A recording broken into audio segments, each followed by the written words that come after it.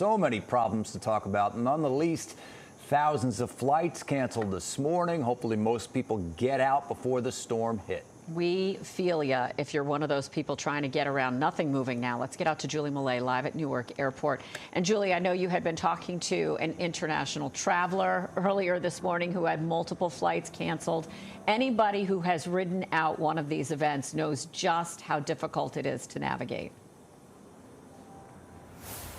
Yeah, and airline employees telling me people have to remember a lot of these airlines are based in areas that are getting snow, places like Dallas that aren't really used to it. So that's causing a lot of problems with the flights. We know here at Newark Airport today, nearly 1,000 flights canceled, and those numbers look similar across all of our area airports today. We're looking at the board behind us. That word canceled keeps popping up again and again, delays as well. Now, we do know these disruptions started yesterday in advance of this storm and that people were told to try and change their flights. A lot of airlines working with people to waive those change fees. You have to change fees. You have to check with your airline and see what's doable for you. But here today at Newark Airport, we were actually very pleasantly surprised when we pulled in that there weren't long lines at customer service. There's not a lot of people sitting around looking frustrated. A lot of people, it seems, did heed those warnings and stay home. Those airline employees also telling me that it's been pretty quiet so far today, and they are glad to see people listened. People stayed off those roads and tried to change their flights in advance of this storm. Now, as you mentioned, Kirsten, we did speak with that international traveler. That was a guy from Brazil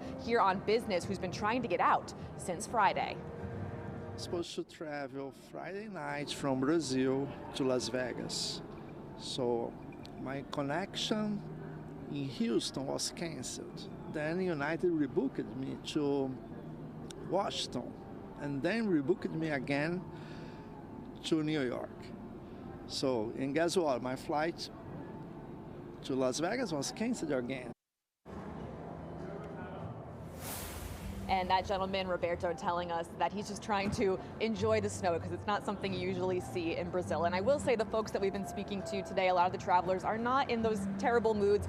We just spoke to one couple who was flying back from South Africa, said they got rebooked to fly here to get home to Arizona, and they're just trying to take it all in. It's part of the experience here. You know, when these storms happen, the airlines do what they do, and we have to do what we need to do to just kind of keep that cool attitude and make sure you're doing what you can to stay safe. That's the latest here from Newark Airport. We'll be here all morning to bring you the latest. That's the story for now. John and Kirsten, back to you. Yeah, I know so many airlines were reaching out to customers in the days leading up saying, hey, we're not going to charge you. Let's go ahead and rebook.